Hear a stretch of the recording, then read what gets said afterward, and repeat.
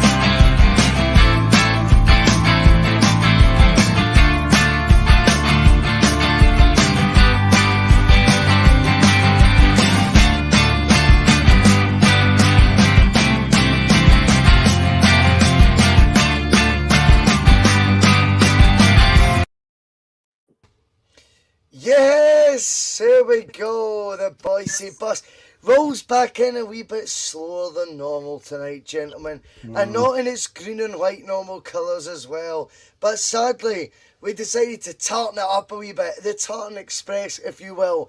But unfortunately, I feel a wee bit disappointed tonight, ladies and gentlemen. How are you all feeling about it? Yeah, pretty much the same. Deflated. Scotland being Scotland, ain't it? I was very confused as to why we were playing so well for so long, and then it just happens to come to the next big hurdle, and then Scotland come back in a blazing glory fashion. Oh, it was the the typical it's shite being Scottish mantra. It really was. It just felt like that again. It felt like it's a chapter that we've read before. The we were too little, too late going on there. I felt we only started playing when we got to 2-0 down. Suddenly we started to make chances, but up until that point, it was chronic to watch, guys. Absolutely chronic. And I see that Russell's just disappeared on us as well. So he's had enough already. He's away. But no, that was a painful watch. And it kind of makes you think that qualifying for the Euros was that the anomaly rather than the new norm, because after getting to the Euros for 2020 or 2021, we had to think maybe we have turned a corner now, maybe this is us on the right track. Maybe that was the anomaly now, and when we're back to what we've been used to for the last 20 or so years. Oh god, this is what I've always been brought up with, me a Scotland fan, being the young age of 22.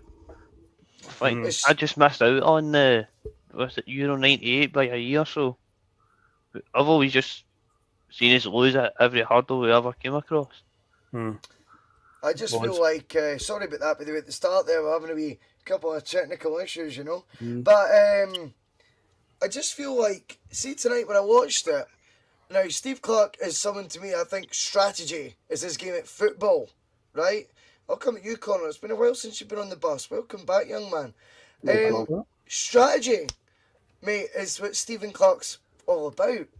Winning against the trickier opponents is what he's all about. Kilmarnock, within 3 years of his departure, were relegated. Yet he'd finished third with them with distinction. Now, I just feel tonight you're looking at a Scotland team that didn't know in the first half whether they were to press or not. That was really eye-opening that at certain times they were going, certain times they weren't, and the disparity between the front two, which he doesn't normally play Connor, and the midfield was ridiculous.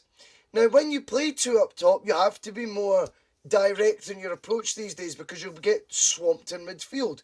I think we were swamped a wee bit in the midfield. Did you feel Steve Clark tonight got it right in terms of his strategy and tactics, which I think when he doesn't have those on point, we're a wee bit exposed? I couldn't tell you what the strategy tonight was. I was a bit puzzled. I was like, I don't know what I'm watching. I don't look like the front players were trying to do something completely different from the midfield, and the midfield were absolutely shocking. But it was just like hoofball up to Dykes, lump it on to Shea Adams. But Shea Adams was not in the position to receive the ball. He was wandering about like a fucking headless chicken, and he was just doing. It was just the only person who was winning the ball and who was trying to like the play and trying to push us forward for that first half was Lyndon Dykes. And he was winning absolutely everything in the air and playing it on. But Shea Adams had wandered rather than being in the central position where he should have been to receive the ball, was out on the right, was out on the left, was wandering about in the bloody midfield. And you're like, what is going on?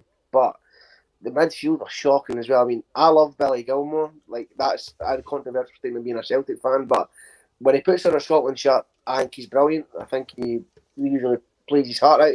It was posted missing in that game today, unfortunately. And, you know, Callum McGregor wasn't looking too good in the first half. And, it's a bit...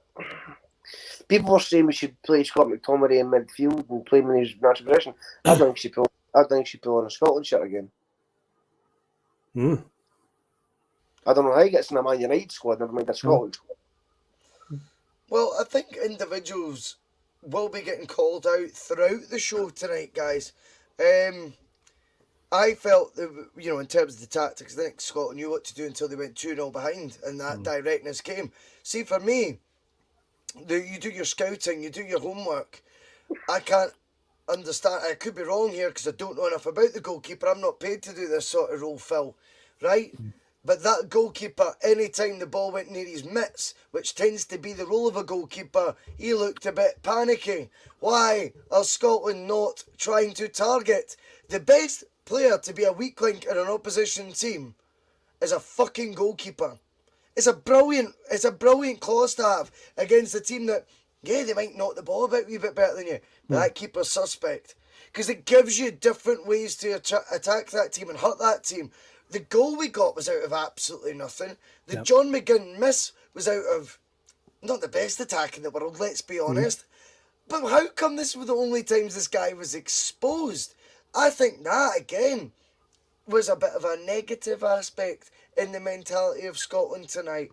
But we are going to talk about individuals. Let's go through a few. I'm just going to rattle a few off, right? And I'll give you a lot of content to chew over, guys. John McGinn, Peter Lawwell was right. That extra 300 grams of wasted money, you big idiot. How'd you miss that header? Andy Robertson, I've never even had a hangover as bad as that, son. And I'm going to go into a wee bit more depth on you later on because I've got some hypothetical Scott Brown comparisons I want to make about Andy Robertson. But for me, he was awful. Aaron Hickey, £25 million. Another one I'll say as well. If anyone thinks Ryan Jack is better than Callum McGregor, you support Rangers. That's fine. But that is the only reasoning. I have worked it all out. The only balancing act that you could come up with is that you support Rangers, which is fine, because if you support Rangers, you're going to be biased. Callum McGregor tonight showing at both ends of the park yet again why he is just a colossus of a midfielder and really becoming iconic, I think. And I think he's going to get better in his peak years, I think he might be one of those guys that actually still has better to come, which is quite exciting. Phil, I've threw a few names at you there, mate. I want your take on, Scotland's setup, if you like, but give us a wee take on, some of the individual performances tonight. And by the way, feel free to add some more too. Okay, going through some of those names. Well, Robertson we'll leave aside because I know you've got stuff to say about that, Yep. and I'm looking forward to hearing that one because I agree with it already, what you've told us. The Aaron Hickey one is a really strange one because last time I checked, he's a left back, yes, left full back, and we had a right back called up in the name of Anthony Ralston, who wasn't even in the squad tonight, not even on the bench. And I'm not a big fan of playing players that are naturally, say, left-footed on the right and vice versa. It's like you had a right back who's put up some good numbers this year. You've got no problems playing Stevie O'Donnell sometimes, and he's a Motherwell player. So here's Celtic's, second choice right back. Sometimes he's in the team. He's got a lot of games this season, a lot of numbers. How on earth did he know he's not even on the bench? So yeah, the Hickey one was a strange one. I don't know if his reputation came first there because he's obviously had a high-profile transfer, been playing in Serie A this season, maybe. That's one. Shea Adams, I don't know with Shea Adams at all. I agree with Connor was saying, Lyndon Dykes, he was winning knock-ons, but Adams was nowhere to be seen. I don't know if it's a bit like the sort of Akichi Anya thing with Adams, where when we stumbled across Anya, he was like this really explosive player that could do something out of nothing, but then would have a lot of quiet moments as well. And I feel the same with Shea Adams. Like, he scored that goal against Denmark in the qualifiers. He's had a few good moments, but tonight, non-existent. And yeah, the John McGinn miss, I think that summed it up perfectly. It's just worrying that when you go 2-0 down, suddenly that's when you start actually playing. That's always a bad sign. It just felt like I've read this chapter before and it was all just too little too late in the end, Bhoycie. Yeah, I get you. Liam, it was a tough watch at times tonight. Scotland, I felt, actually did have a good spell when they were 2-0 down. The John McGinn miss, and then, of course, Callum McGregor scoring. And we do see things from a Celtic prism. We can't help that. It is it's a Celtic channel. But tonight we're trying to, we've got the Scotland glasses on. I just felt that it shouldn't take to go 2-0 down to start, trying to be more proactive on the ball and off the ball. The press suddenly looked more cohesion to me than what it did before, Liam. There seemed more purpose in these off-the-ball runs Scotland were making. Scotland seemed to ramp up the pressure when they needed to.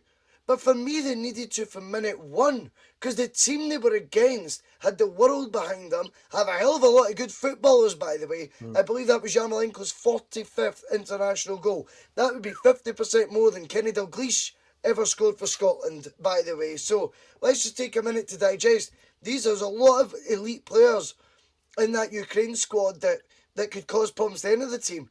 But for God's sake, we've got to be from minute one doing the things we were doing from, say, 60 minutes, onwards tonight. Liam, did you think there was an urgency that was lacking first half? And that, by the way, when you come into the second half, I thought Ukraine took so much positivity from the first half. Their coaches went, you should be more than 1-0 up. Go for them again. And they just waltzed through the middle of the park. I just feel Scotland clicked, if you could call it clicked. They clicked after an hour, Liam. Tonight, it's a World Cup playoff. You've got to be at it from minute one, don't you? Yeah, I actually thought especially the first half, we came out treating it like a friendly, whereas Ukraine thought we've got to play for this World Cup spot. So they've went out full pelt, and that's only made us go 2-0 down. We'll go, oh shit, we're 2-0 down here. We're going to be out of this if we don't pick our game up anytime soon. It was interesting. We're going to talk about the captain now. I'll come to you first, Connor. I've got a couple of strong views on it, if I'm completely honest to you, and I'll tell you why. I just feel Andy Robertson is playing for a football club that makes him immune to the same scrutiny you would get if you were captain of another club. And that club, without being paranoid FC, but if you're captain of Celtic and captain of Scotland, and you probably did win a treble, like Scott Brown did many times, and you are on the open top bus that we drove many times. I was actually driving. But if those images of him partying with Calvin Harris 3 days ago, right?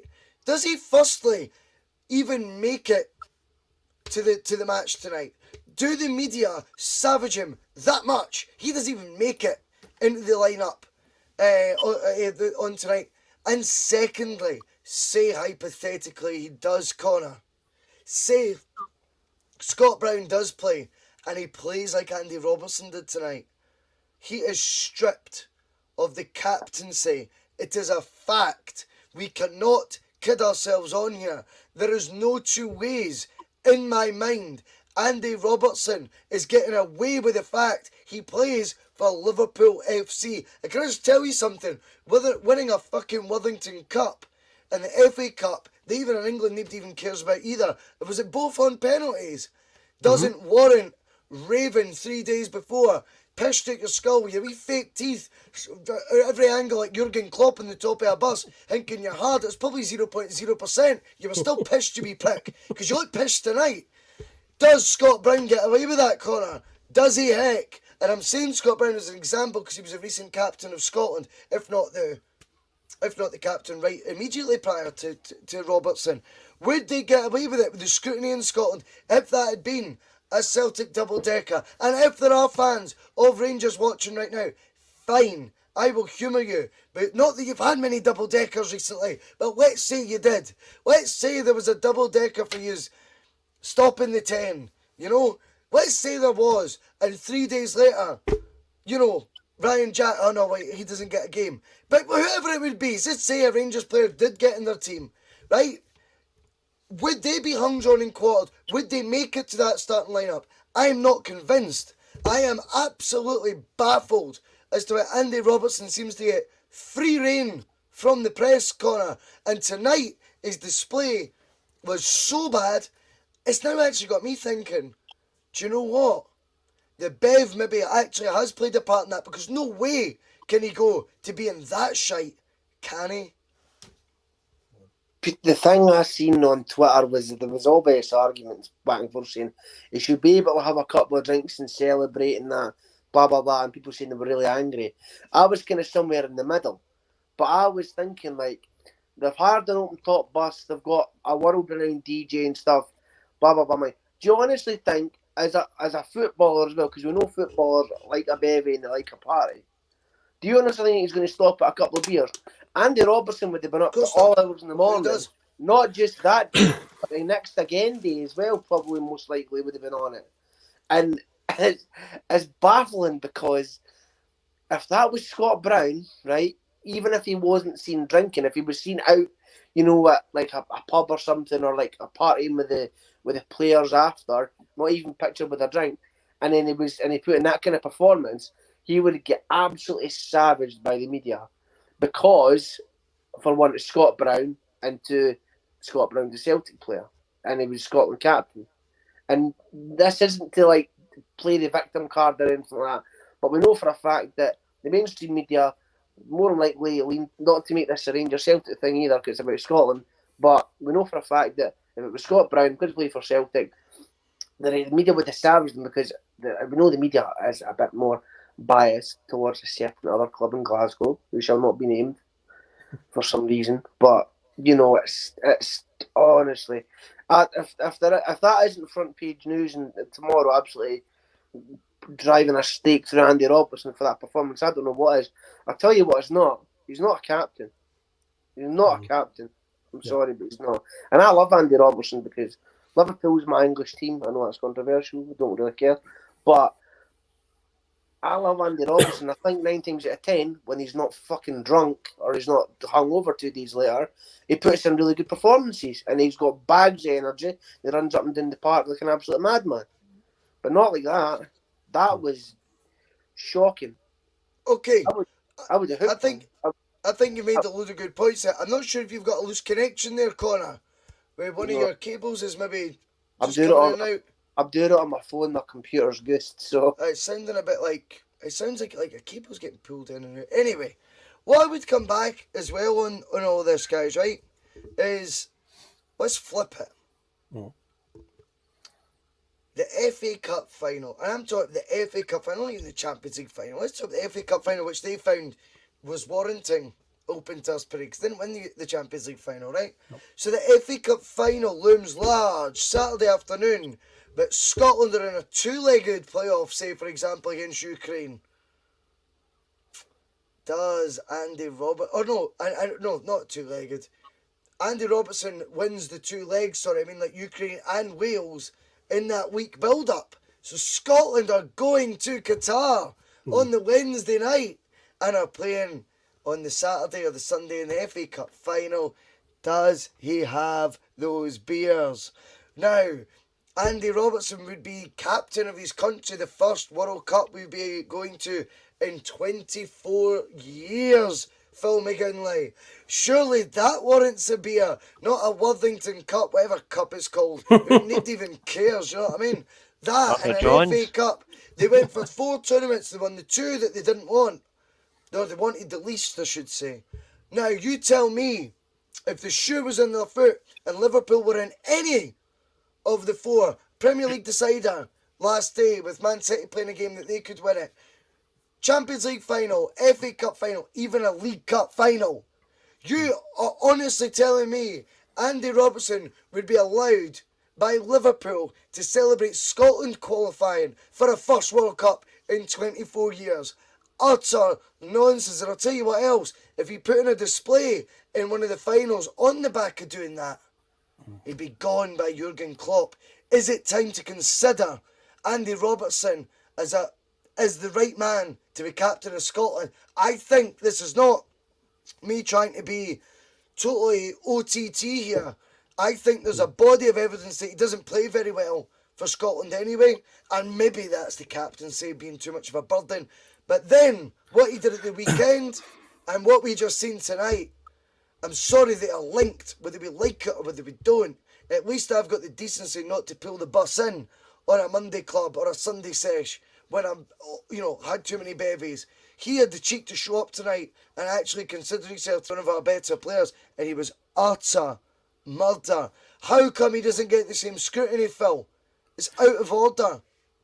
It's because he's such a high-profile player in a high-profile league. Since day one, from the day it was announced that he would be the captain of the national team, I've never agreed with it. He's a good player, and that's fine, but he shouldn't be wearing the armband. He literally has it because he plays for Liverpool. High-profile transfer, went for a lot of money, and as a few of the comments have come up, I totally agree with this. I've said it for many years about Robertson. He is good. I will not dispute that, but he looks a lot better when he's got Virgil van Dijk to the right-hand side of him and Sadio Mane in front of him. A lot better. Nowadays, when he plays for Scotland, he's got Grant Hanley next to him. So there's a world of difference. I don't think he's capable of having the pressure of the captaincy on him. So he's a good enough player, and no doubt he's one of our best players, but he hasn't got the leader qualities. And you look tonight, there's a shining example on the park, Callum McGregor. He was good, and it's not just because we're Celtic fans. But look at it. In the end, okay, we did lose 3-1, but there was that point we were pushing at 2-1. We've just got back into it. We're throwing everybody forward. Ukraine get that break up the park.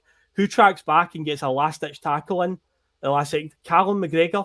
Busts a gut. I mean, that's incredible the way he does that. And see, in the end, okay, it was all for nothing. We still lost 3-1. But again, it was just like things like that. That's inspirational stuff. That should G the players up. But no, for me, when it comes to Robertson, he not a captain material. Good player, should obviously get a game for the country, but no, they need to take the armband off him and put it on somebody like Callum McGregor, who I think has got much better leadership qualities than him, without a shadow of a doubt. Liam, is it now a viable question that we can ask Liam? Is the right guy now? Normally what happens when Scotland have a failed qualification campaign is the knives go out for the manager. I don't think Steve Clarke's quite in that territory, albeit what I think he's done that's very, very brilliant. Steve Clarke has assembled this squad. I think he's got the right guys now in. Can he take them to the next level that they need to get to? I'm not sure. But I don't think the knives will be out for him that much. But the knives have to come out for someone when we fail for a qualification campaign. And that's just the way it is. See, for me, it's Boozegate stuff. This is Boozegate. This is not what is acceptable as a Scotland captain. And if you're going to get away with it, you have to put the performance of your life. That moment where he has the opportunity to swing his right boot at it, and then he takes this mad touch and he tries to do a spin, when all you need to do is try and get a shot away, tells me the indecision that I've had in the spa when I'm trying to choose between a Mr. Freeze or a Rustler's Burger. You know what I mean? That is what happens, right? Liam, is there a question now over the captaincy of Scotland? Is Andy Robertson the right man to take us into the next qualifying campaign, the next Nations League and European Championship qualification as well? No, he's not. But I'm going to say, has the captaincy ever meant anything nowadays in modern day football? Oh, I disagree. Captain of your country? Nah, I think it does. But when you look at it, especially when you see it in club football, you're like... I get that, but I think captain of your country, mate. Do you think he's valuing his club football more than Scotland? Is that what you mean? Yeah, I definitely means he values it. Values a wee blooming Papa John's trophy over potentially seeing his team country. I know it's Papa John's trophy. That's good. I know I call it the Papa John's. I don't know if that's like the Lower League one or the League Cup or something. Carabao Cup, I think it's meant to be Carabao called, Cup. It's a Diddy Cup anyway. Like it is a Diddy Cup, and I think that's the thing as well. Can you imagine? Let's just be completely honest here as Celtic fans, right? This is predominantly a Celtic show. There's 142 watching live right now, by the way. Ladies and gentlemen, thank you so much. If you do want to hit the subscribe button, the like button, the share button, if you want to become a member, amazing. And that's just getting that out of the way quick. But let's play devil's advocate. Ryan Jack, the Scotland game is a week earlier than what it is, right? And Ryan Jack's back from losing the UEFA Cup final, and we sit watching Rangers doing... I know they didn't, by the way, so this is me just hypothetical. And Rangers doing some sort of a open bus thing with the Scottish Cup and loses the UEFA Cup final. And Ryan Jack is steamboats, and he starts 4 days later for Scotland in a must-win World Cup qualifier. Connor, we as Celtic fans have to be honest. The knives would be out. He never should play for Scotland again. He wouldn't even get a chance. Such would the hype be with the images of him with Calvin Harris like that, with probably what's a Carlsberg or something, you know what I mean? But like a VK Apple probably. But you know what I mean? Like I think like the attention that would have been put on Ryan Jack by the Scottish media and us as Celtic fans would be baying for blood. He doesn't get in the team. Okay, turns out he doesn't get in the team anyway.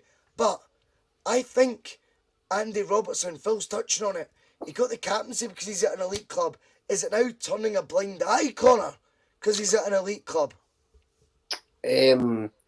Just first of all, I don't think Rangers can afford Calvin Harris, so there we go. What's isn't he a Queen of South fan anyway? Probably, but it comes with the territory. It's like if you play for a big club, especially one the size of Liverpool, you know, Champions League finals, and you know, you're essentially putting, you know, Scottish football quote unquote on the map because you're Scottish, came through the youth system, you worked hard, and you know you're at you know like one of the top three biggest teams like in the world, and he's like. I'd say he's a bit of a media darling. He does all the things for, you know, like Scotland HQ, and he's always getting interviewed, and he's always like laughing and joking with the media and stuff like that. And they love getting clips of him, always love talking to him and stuff like that. So, yeah, I think it is turning a blind eye to it, and I think he does get away with it because he plays for such a big club. If he was still playing for Hull City, you know, he would have been hooked at half time. Mm-hmm. But he's not, so he didn't. But you know, it's really frustrating. It's like I had the kind of like the high tonight of like not seeing Stephen O'Donnell on that team sheet for once, and then just having the absolute low of Steve Clarke doing his usual and not changing the players that weren't performing. And it's just it's frustrating, but. The thing is, like, who'd you put on instead of Robertson? Such Hickey left back, bring on Ralston. That's probably what I would have done. Ralston was even on the bench. They didn't even have him on. So there's another thing. I mean, third, I think it was Ralston was third in the league this year for assists. I think. Aye. Third 9 assists. 9 assists. Celtic's second choice right back. Had an absolute unbelievable season, right, and proved everybody wrong. Earned the contract extension, the full shebang, stuck his neck on the line, was defending like fuck for Celtic, getting balls off the line, sticking his head on the end of last minute balls to win games for Celtic. I'm telling you right now, Anthony Ralston would do that in a Scotland shirt every day of the week, because Anthony Ralston is, and you can see what he's like as a footballer. You think he's limited as a footballer, but one thing he is he's a trier, and he does not lack for effort, as opposed to some others in that part of him. We're going to get to the debate of other players that could have played, because we'll get to the Aaron Hickey thing as well. But I had a quick point in. Yeah, go for it. So what also gets me with that Robertson performance is how pissed he was tonight, was with that interview during the week saying we shouldn't feel sorry for it. Basically come out saying for the 90 minutes, and he was one of the worst fucking performers in the park tonight. Well, I think, see, the thing is, and there's a lot of comments coming in right now saying, oh, come on, he's one of our better players. Mike MT, a member, by the way, a legend of the Bhoycie Bus, but he thinks he's no chance he went in a bender. Well, the evidence tonight looks like he did. But it's pretty purely abuse he's getting on here. I am sorry, I am not accepting that, though, Mike MT. There's nothing about abuse here. You see, when you're captain of your country and you represent a country's hopes and dreams of achieving something that we think is particularly long distance now, and that is a World Cup, and I don't mean in terms of travelling it. It is a far-fetched notion now, Scotland qualifying for a World Cup. When we get within 2 wins of it, Mike MT, 2 wins off it, I think is acceptable. In fact, I think it is bog standard to expect your captain to refrain from the beer drinking and the images that he knows. Again, this is what I keep saying to people, the internet is a world-known thing, right? It's not immune, you don't pick and choose when it gets used. He is being videoed by his teammates, his colleagues on that bus. That is where they are, and it's not my bus, by the way. He is completely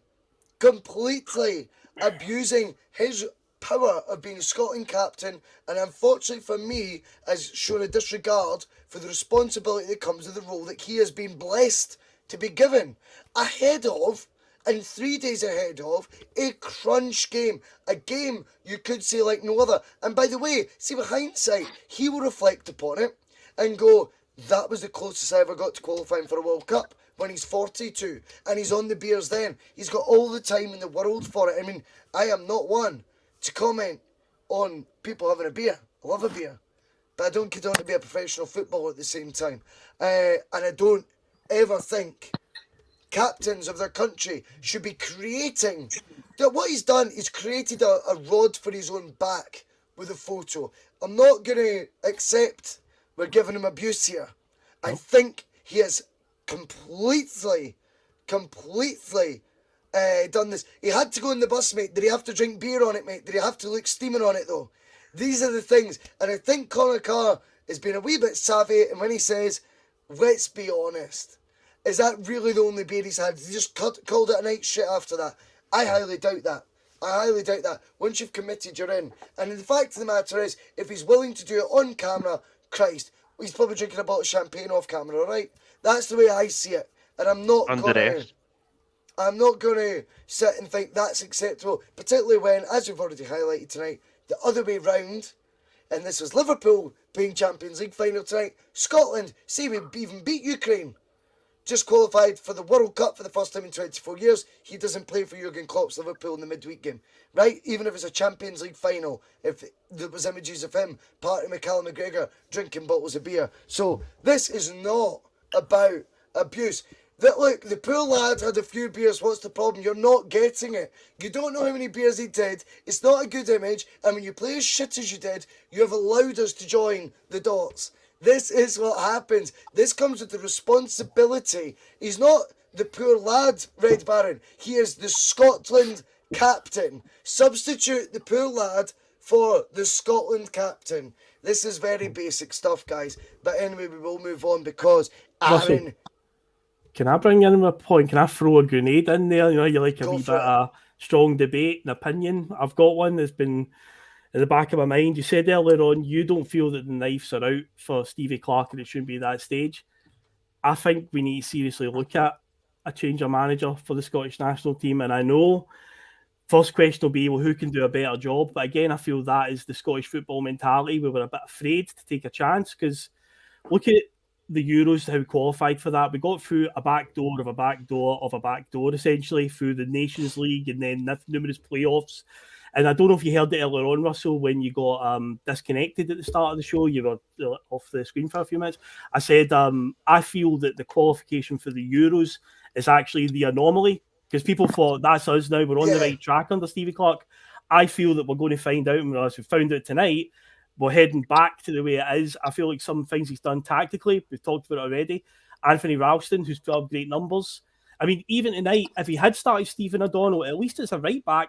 But he has a habit of just playing players in the wrong position and getting it wrong tactically. I do think that we should look at maybe replacing Stevie Clark. I know the SFA probably won't do it, and they'll probably keep him and give him another campaign. But a problem in the last 10, 15 years with Scotland is we hang on to a manager too long. It begins to go wrong. We sack him midway through a campaign. Another manager comes in and has a strong finish to a campaign, but it's all too little too late. It's happened multiple times last year, and I just feel that this could be what happened to Stevie Clark for the next qualifying campaign.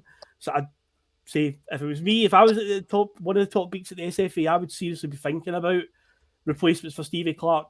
I say I don't have any names to hand, but it's one of them, there's got to be coaches out there, even if it is a foreign coach coming in with new ideas. Because for me, I do think that we need to look at it. Well, I think the thing is the remit of the Scotland job is to qualify for tournaments and to do what Steve Clark did, whether we like it or not, whether he actually fundamentally underachieved Liam Cole at the Euros is another aspect you could look at and go, why the fuck didn't we go for it against the Czech Republic? Why was it a 0-0 draw against England? It was heralded as a brilliant performance when, almost like we thought taking it to the last game against Croatia gave us some sort of elevation into our prospects, whereas realistically the most winnable game was the first game. We never played like a team that wanted to win that. However, he got us there, and he's the first guy to do it since Craig Brown to get us to an international tournament. That gives you a lot of credit in the bank, Liam Collo. That's the important thing. Steve Clark will also now argue he took us within 180 minutes of the World Cup and was against the side that he was meant to actually play a few months ago. Now he's played them. He's saying you could argue 3 weeks into their summer, if you like, for a lot of them. Three days into Andy Robertson's stag do. That's a joke. Before everyone gets so animated, but you could say a lot of the players, it wasn't the right time. They've been caught cold a wee bit tonight, and their season's finished early. I mean, Shea Adams at Southampton would have finished 3 weeks ago. Callum McGregor was 2 weeks ago. There's other guys in there, that would have been, Lyndon Dykes. When his championship finished at QPR 3-4 weeks ago. We need to be real here. We need to accept that game wasn't then either. I think for me, yes, Steve Clark needs focused on, and I agree with what Phil's saying to an extent, but for me, the bigger picture will surmise that Steve Clark's job is relatively, at this moment in time, still safe. I'm not saying cast iron, but what I would say is it is a safe job that he's in. He has done enough to warrant another qualification campaign. Does he have the appetite for that? Who knows? Maybe even his frustrations are coming out now that that's a Ukraine game I was all set for that got moved because this is what can happen with international football, and maybe he'll have a hankering as he's probably approaching his 60th birthday. He's probably thinking, I've only got a few more years where I could do day in, day out management. Would he be an attractive option for, say, a championship team in England? I think so, personally. There's a lot to ponder there, Liam. For me, the manager's job's safe so far. Are you quite comfortable with Steve Clark leading us to the next Euros and next Nations League campaign? Dude, I'm in the same boat as Phil. I'm in that swallowing whether should we keep him as manager. Dude, I don't. I'm going more towards. I think we've seen the best of Steve Clark's Scotland team. Let's be honest. Why are we playing a 5-3-2 at Hampden? I know we're all Celtic fans. It's like blooming. Why are we playing 4-4-2 at blooming Parkhead against blooming Ross County?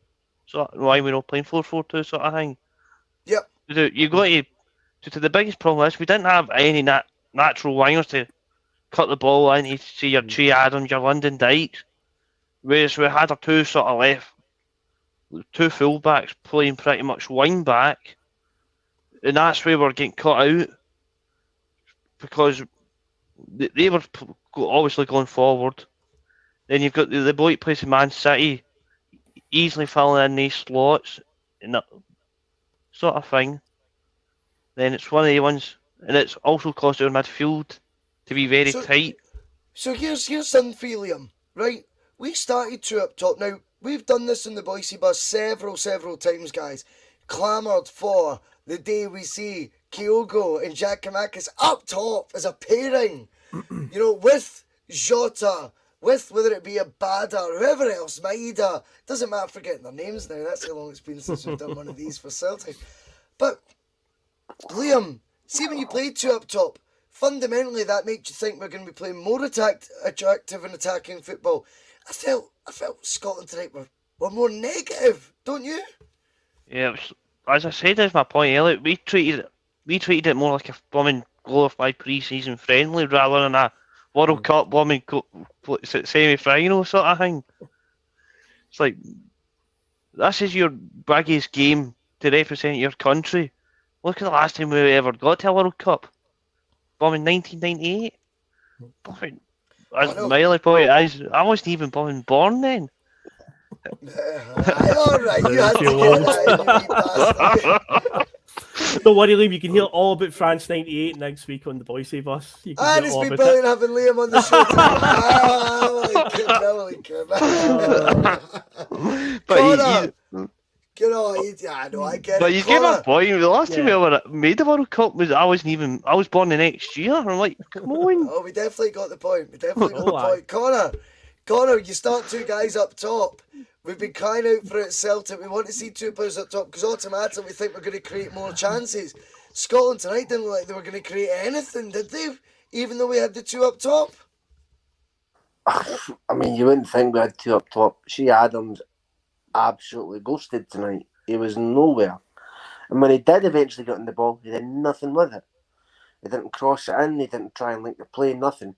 And this is the thing for me is that, like, I'm not in the boat where I'm clamouring for Steve Clarke to go because ultimately he's the best manager we've had in years. He's got to the Euros, pulled at some really good results, and even some recently, which people might be forgetting. You know, Denmark got really, really far in the Euros, and we went and beat them, and we went and beat Austria as well under the same team under Steve Clarke. So, you know, we've had some good results, and you know, ones that were pretty unexpected. So, it's not like totally terrible now. But back to the point, Steve Clarke decides to take Lyndon Dykes off at half time.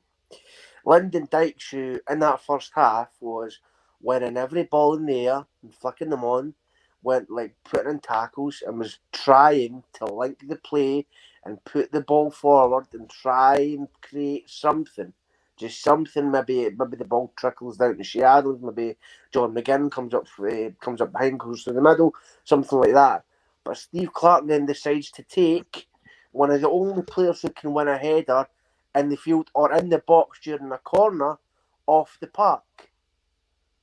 Which I was absolutely stunned when he done that. I was like, "What are you doing?" I was flabbergasted. I was like, "Jesus Christ, what is he doing?" Didn't he bring Jack Hendry on for him as well? Sorry? Didn't he bring Jack Hendry on for blooming? Yeah, bring on Jack Hendry and I'm a defender. I was like, oh my god! But I think he was trying to shore up the midfield, which didn't work.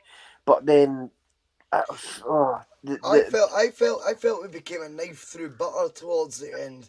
That's after Hendry's came on the park. Phil, I mean, you're looking at Scotland getting cut open time. That's because they're having more of a go. But if we're going to have more of a go, Phil, get guys in the park that want to have a go. Is there a lack, is there a dearth still, I suppose, of Scottish natural strikers?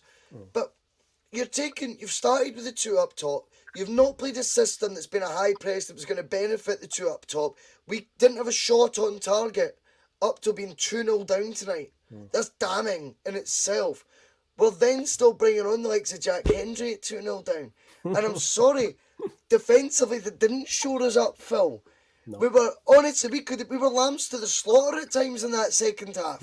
You know, and of course there's going to be an element of that when you're going for it. But personnel-wise, has he picked the right players? I'm not convinced. I think there's an argument to be more bold in your decision-making process. I don't know. I think tonight was a real wake-up call for everyone involved in that team. I think the big boys, and the big boys will be the ones that are considered because they play in the English Premier League. John McGinn's, who's going to be linked with £50 million. You tired over there, Connor, son? Am I boring you, pal? No, it's just Fucking hell, man. You're lucky this is me meeting at work, you bastard. You're going to get pulled up. I think it was that Steve Clark absolute masterclass that bored me to tears. But I think you've got guys like John McGinn getting linked with 60, 70 million pound moves these days. He tries to be too clever, and it's his moment of that header alone. Do you know what annoys me about the header is? That's a diving header. That's when you throw yourself for the power at it, Phil. Aye. You know who to throw yourself at it? The king. That's what he did in those situations. John McGinn, unfortunately, tried to be too clever. Doesn't work. No. Shea Adams tonight at times, I felt, showed touches of class, and then at times looked naive up top. Yeah. Lyndon Dykes, well, I think he brings a lot of chaos, if you like, to the Scotland team. I don't think he's in that league, but I do think he's done an effective job. Who would you rather have out of him and Shea Adams on the park? If you were able to predict Scotland's going to go 2-1 at one point, we're going to have that pressure like 10 minutes. You know what I mean? You know that pressure cooker 10 minutes, they're going to be under the cosh. For me, Dykes is the guy you want involved in that. I think he is. I thought that they missed a trick there. Or is it the case there is still a lack of options up top for Clark to choose from? There is a massive lack of options. I felt for the longest time, going back a few generations now, that Scotland, we've always got quite solid central midfield options, but we're always really rotten at centre-back and quite limited up front. And again, I still think that is hot in this moment. Now, talking about tonight, and Connor made the point there about taking Lyndon Dykes off and he's winning those high balls. We'll get it back to 2-1 and Dykes is off the park. So we're going to resort to Route 1 football, just lumping it forward. But of course, you've got the big guy there. So what happens then? Grant Hanley goes up front to basically try and win knock-ons, but he's a centre-back. How did we lose the third goal tonight? A counter-attack were pushing everybody forward because defenders had to go out of position to go up top. It was just a total cluster. What Liam said as well about wingers, get some of the wingers on, just change it up, get some of the, sacrifice Hickey, sacrifice Robertson. You're playing three centre-backs and we're chasing a goal. Take one of the centre-backs off and putting on, like, he was going to bring on John Souttar and then he told him not to come on, but he brought on Jack Henry. And it was just like, when you look at it now, I didn't pay too much attention to the bench thing. Who was a forward option that was on the bench? Jacob Brown. Because Kevin Nisbet got injured. I know he was sort of like third choice striker, but Nisbet was injured. But if he's happy enough to pick Nisbet, who was scoring goals in the Premier League, although this season his record was that good, I can remember at the start of the season, Tony Watt was banging in goals for fun in the Scottish Premier League, and it's like, well, if you're happy to pick Kevin Nisbet on the basis he scores goals in Scotland, what about guys like Tony Watt? So it feels like Steve Clark's got a very safe hand that he just likes to stick with. And I think that's also a massive reason why he doesn't really play Tony Ralston. I think he's just done it because of pressure from like the media and so forth. But he always, Stevie O'Donnell and that's like his go-to guys. So, but yeah, tonight, again, we're just lacking the forward options. And when you're having to rely on Grant Hanley going up in the last few minutes, because you've not got any tall players there. I think he's all right at centre-back for Scotland, you know. But going up front in the last few minutes and leaving us exposed at the back's a problem, but definitely. Let's talk though, Liam, Phil's talking about their options for the bench, Tony Ralston, for example. Now, for me, Hickey, linked with 25 million moves to Arsenal, I'm not having that, right? I'm not having it. Based on what I've seen tonight, I should say, I mean, I don't know. It's overhyped, to say the least. Bologna must be a poor outfit. In fact, he might be better waitering in the Bologna and Bridge Allen than I used to eat. You know what I mean? Because that is, honestly, he was bang average. Tony Ralston doesn't make the bench, but 2 goalkeepers, I'm led to believe, were on the bench. Go tell me the logic in that, Liam. And tell me, has Phil got a point there that there is something getting led here? Like, why are you feeding or being influenced by narratives that, the Bricky shouldn't be in the squad because he's maybe an unfashionable player? How can Scotland afford to have 2 goalkeepers on the bench but not using their full quota of outfield players like any other country worth their salt would do in a World Cup qualifier? And by the way, can I just say, based on the display that Aaron Hickey put in, Tony Ralston was a viable option to come on. This man now is turning into a wee bit of Celtic bias. That's what you can expect on a Celtic-led fans content show. Isn't that right, Adam Beanie Smith, you little twat? All I can say, if Aaron Hickey goes for 25 million, I think that club across the water would want 50 million for a Mr. Bhoycie, I think. Well, do you know what? It strengthens their argument, by the way. Aye, the guy's only had good 6 months, to be fair. But, no, we're talking about Hickey, though. Let's get on to Hickey. Yeah. Was Hickey good enough, Liam? Nowhere near it. It's one of the ones that's... How did I say it? Did I think he would put him with a few other players that just look like they're just playing out their depths a wee bit? Because I don't know if they just on occasion just got a bit too much with them, or we just don't simply have the players. When you look at some of the players that are playing, the standard of play at I don't mean it a bad way, but you're playing at QPR, you're playing at Sheffield United, you're playing at blooming Norwich. Like, come on. And when you look at Ukraine, they're playing like Man City, Shakhtar Donetsk, some of the big European clubs are like, come on, man. So I don't know if they just that Phil Twomey saying they put when they're playing for that national team, you get that extra 10-20% that you wouldn't expect them in a normal when they're playing for their club in that sense.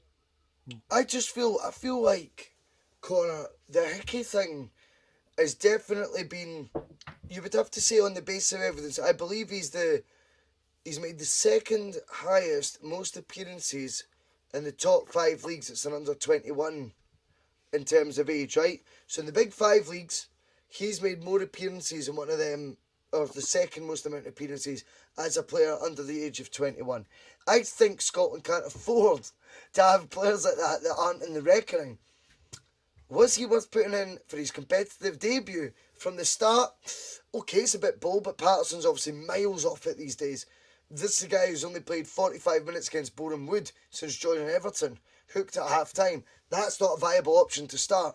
Whether there's Rangers bias there or not, and whether he's had decent displays for his Scotland jersey or not, what he's done in the last 6 months now since joining Everton is so bare minimal. It is against literally part-time opposition, and he got hooked at half-time. That's not going to get you in the Scotland team. Hickey has a season of evidence, and 30 to 40 to 50 appearances for Bologna, and it's a top 5 league. You say, right, fair enough.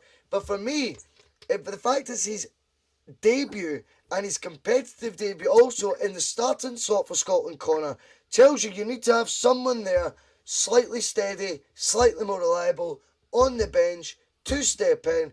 And for me, a guy with 9 assists in the SPFL, our domestic league, in the form of his life, rewarded with a new 4-year deal by Ange Postecoglou after only 3 months under his tutelage, because initially he was only given a 12-month deal. I think the Bricky, Tony Ralston, should have been on that bench, and had he been on the bench, I dare say he comes on at some point. This is not me vilifying Hickey, by the way. I just think the game passed him by a bit. He actually looked like Mark Wilson at times, to be honest with you, that rabbit and headlights vibe. Yeah, I think Hickey suffered from what I'm going to coin now as Robbo syndrome, where he's shit for his country, but he plays well for his club. But it's the fact that first of all, the fact that Steve Clarke took 4 goalkeepers for the full Scotland squad is crazy, when there could be another space there freed up for a player like Tony Watt. 4 goalkeepers, yeah, I think it was 4. Right, 4.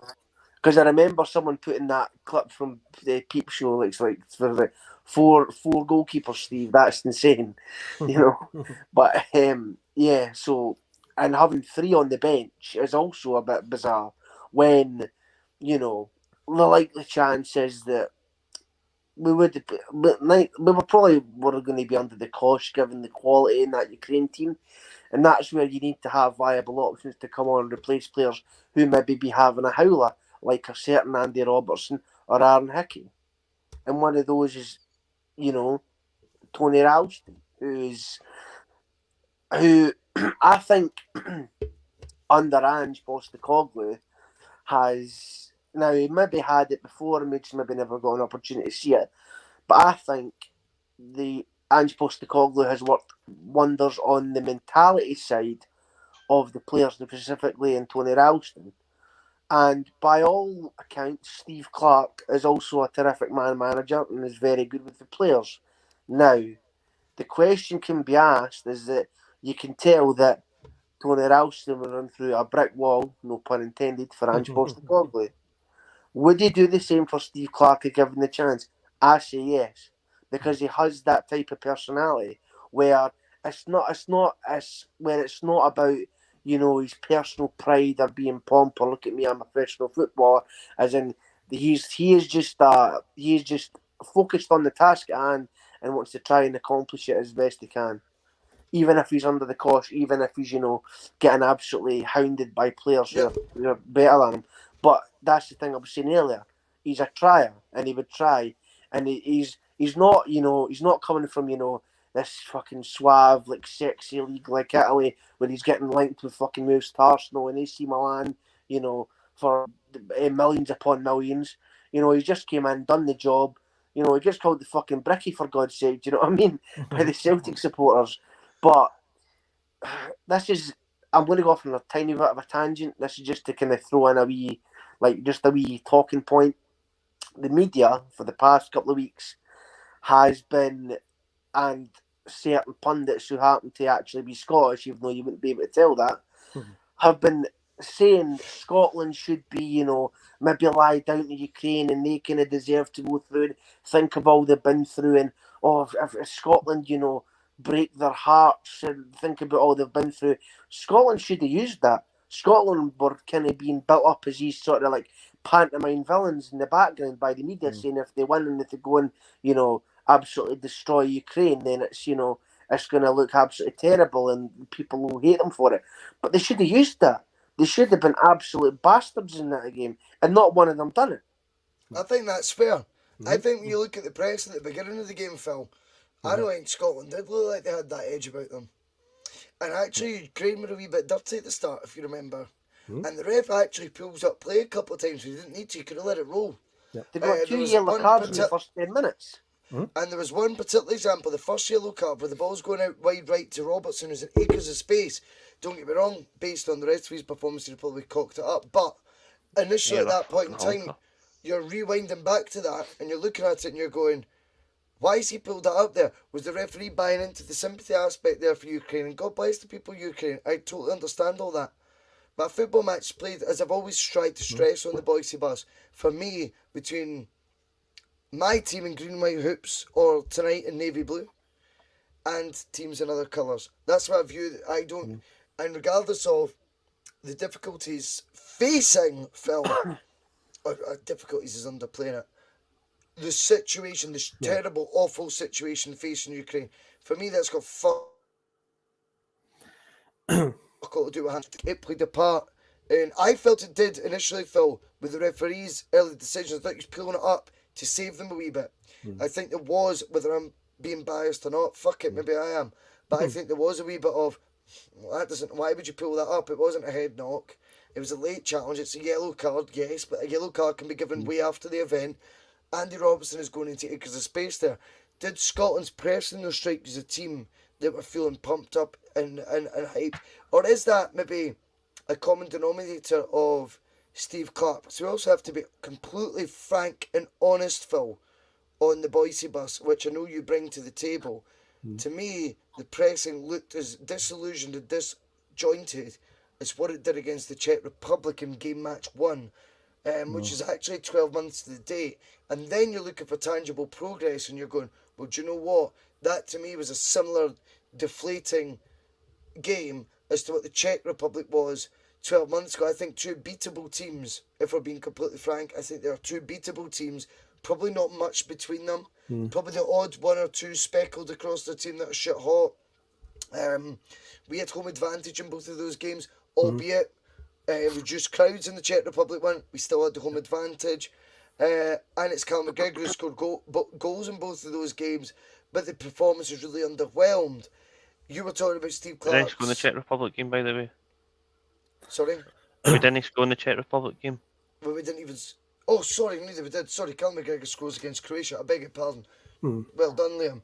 I thought you'd lost your voice then, but no, that was good. No, sorry, my bad. But what I would say is the tangible progress that you're looking for in the space of nearly 12 months to the day, Liam, I think the games are very comparable. How do you feel about that? And how do you think Scotland has progressed from Czech Republic match day 1, Euro 2021?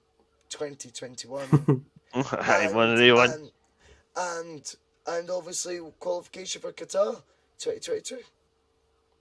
I'm going to fang a wee fireball, but do you know when the games are actual mean anything? Do we actually have the bottle to actually come in and do it against beatable teams?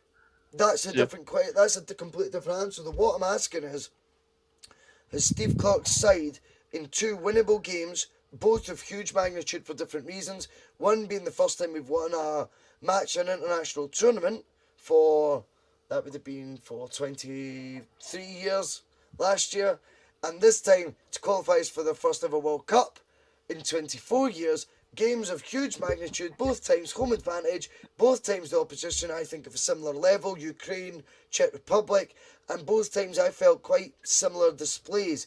Is that enough progress to justify how we're getting on?